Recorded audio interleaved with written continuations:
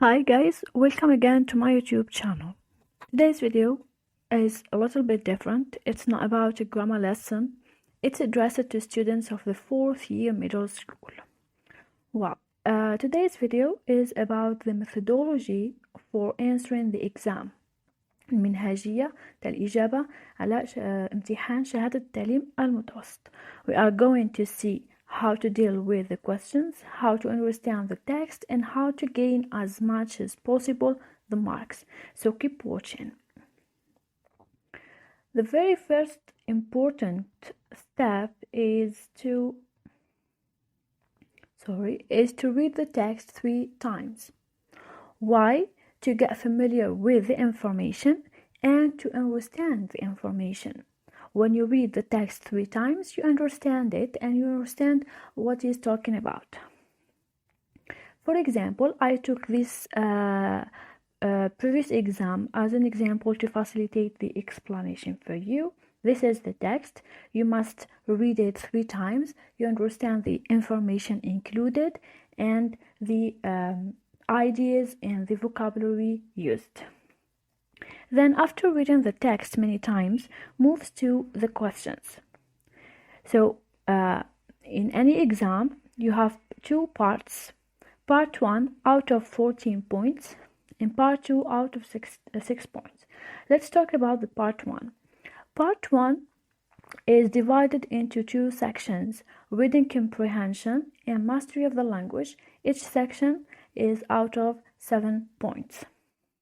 The first section, reading comprehension section, is out of 7 points. All the activities in this section is about the text. That's why I advise you to really understand the text. The answers of these questions are included in the text. The activities can be true or false. They give you sentences and you decide whether these sentences are true, false, or not mentioned. You give you also WH questions or yes or no questions. Also, the answers are from the text. And activities about definitions, synonyms, opposites to assess your vocabulary. This is the example. So, reading comprehension, the activity number 1, read the following statements and write true, false, or not mentioned. They give you 3 sentences. Each sentence you read it and then you come back to the text and search if this idea is true or false or not mentioned at all. The second activity is answering the questions. As I said before, WH questions or yes or no questions. You must know what each WH question means. For example, how, it means the manner, where means the place, and so on and so forth. And the yes no questions needs answers by yes or no. The activity number 3 is about matching each word with its appropriate definition. They give you words and definitions and you match each word with its appropriate definition. Moving on to the section number 2, which is mastery of the language. All the activities here are about the grammar rules and pronunciation lessons. So I advise you to make a kind of summary of all the grammar rules you have learned during the whole year, and also pronunciation lessons and so on. This is the example. Activity number 1. It's about the the punctuation and capital letters. They give you a sentence and you put the capital letters where necessary, and also the punctuation like comma, full stop, and so on. The activity number 2 is about grammar. It's in this example, it's about the relative pronouns who, which, when, or where.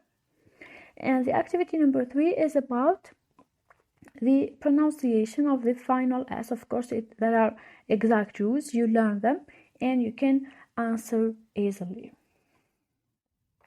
Moving now to the part number 2, which is the written comprehension or the situation of integration. So in this part, they will assess your paragraph in terms of the form and the content. The content is about the ideas related to the topic. If you write exactly what they are asked about. And the form, it should be in form of a paragraph. It should be consist of complete sentences, capitalization, punctuation marks, organization, the vocabulary, transitions, and so on. So that's all for today. As I told you before, I will try to provide you with the lessons soon, inshallah. Please like the video and share it with your friends.